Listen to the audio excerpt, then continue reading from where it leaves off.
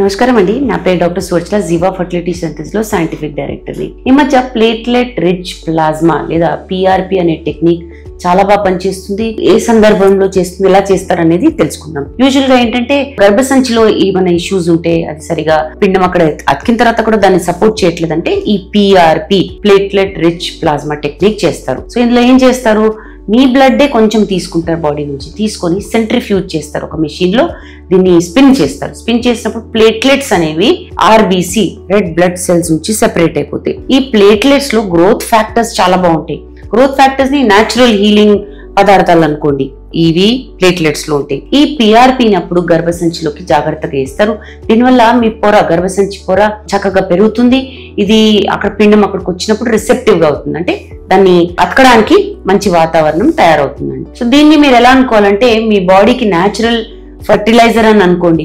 మీ uterine lining సరిగా పెరగట్లేదు అన్నప్పుడు ఇది ఈ పద్ధతిగా మనం దాన్ని పెంచుకుంటే మంచిది. దీనివల్ల ఈ గర్భసంచి పొర హీల్ అవ్వడము, థిక్ అవ్వడము, ప్రెగ్నెన్సీ కోసం సిద్ధం అవడం అనేది జరుగుతుంది. సో PRP ఎందుకు వాడతారు, ఎస్పెషలీ ఫర్టిలిటీ ప్రాబ్లం ఉన్నప్పుడు ఎందుకు వాడతారు? గర్భసంచి పొర చాలా థిన్ ఉందనుకోండి, అంటే థిన్ ఎండోమెట్రియం సన్నగా ఉందనుకోండి, హార్మోన్స్ ఇచ్చిన రెస్పాన్స్ రావట్లేదు అనుకోండి, అలాంటప్పుడు రిపీటెడ్ గా ఇంప్లాంటేషన్ ఫెయిలియర్స్ అవుతున్నాయి, మంచి ఎంబ్రియోస్ తయారవుతున్నాయి IVF లో, కానీ వేసిన అతకట్లేదు అనుకోండి, అలాంటప్పుడు PRP చేయడం జరుగుతుంది. ప్రీవియస్ గా ఏదైనా సర్జరీ జరిగింది, లేదన్నా ఇన్ఫెక్షన్స్, TBO ఏదైనా ఇన్ఫెక్షన్స్ అయినాయి అనుకోండి, అలాంటప్పుడు గర్భసంచి పొర డ్యామేజ్ అయింది అనుకోండి, అలాంటప్పుడు కూడా చేస్తారు.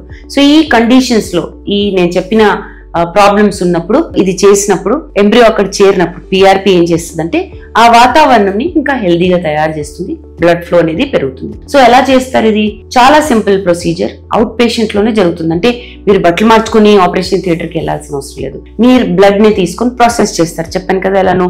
దీన్ని ఒక సన్నటి కెథెటర్ ట్యూబ్ ద్వారా మీ గర్భసంచి పొరలో వేస్తారు. అండ్ ఇది మీకు IVF లో మీరు కనుక ఎంబ్రియో ట్రాన్స్ఫర్ చేసుకున్నట్టుంటే సిమిలర్ గా అలానే ఉంటుంది. చాలా తొందర చేయొచ్చు, నొప్పి యూజువల్ గా ఉండదు, రిస్క్ అనేది కూడా చాలా తక్కువ ఉంటుంది. మీ బ్లడ్ నుంచే తయారు చేస్తారు కాబట్టి చాలా సేఫ్. ఎంబ్రియో ట్రాన్స్ఫర్ కి ముందు మీ డాక్టర్ ఇది ప్లాన్ చేస్తారు. సో పనిచేస్తుందా ఈ పద్ధతి అంటే? ఎర్లీ స్టడీస్ ఏమంటున్నాయి, ప్లస్ క్లినికల్ ఎక్స్పీరియన్స్, అంటే డాక్టర్స్ ఎక్స్పీరియన్స్ బట్టి ఏం చేస్తున్నారంటే PRP గర్భసంచి పొరని పెంచొచ్చు, ఇంప్లాంటేషన్ అంటే పిండమతికే రేటు, ప్రెగ్నెన్సీ రేట్ ని ఇంప్రూవ్ చేయొచ్చు కొందరు మహిళల్లో. నేను చెప్పిన ఫ్యాక్టర్స్ ఉన్నాయి చూడండి, ఏవేవైతే ఉన్నాయో. కాకపోతే లార్జర్ స్టడీస్ కావాలి.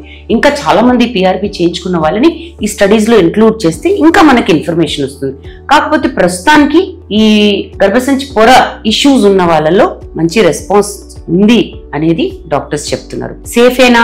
రిస్క్ తక్కువ ఉంది, మీ బ్లడ్ వాడి చేస్తారు కాబట్టి రిస్క్ అనేది చాలా తక్కువ ఉంది. సేఫ్, కాంప్లికేషన్స్ చాలా తక్కువ ఉన్నాయి. కాకపోతే ఇండివిజువల్ కేస్ బట్టి డాక్టర్స్ డిసైడ్ చేస్తారు అవసరమా లేదా. సో మీకు కూడా ఈ ప్రొసీజర్ కావాలనుకుంటే తప్పకుండా మీ ఫర్టిలిటీ స్పెషలిస్ట్ ని సంప్రదించి దీని గురించి డిస్కస్ చేయండి. ఇంకా వివరాల కోసం, ట్రీట్మెంట్ కోసం తప్పకుండా జీవా ఫర్టిలిటీ సెంటర్స్ కి వచ్చేయండి. Thank you.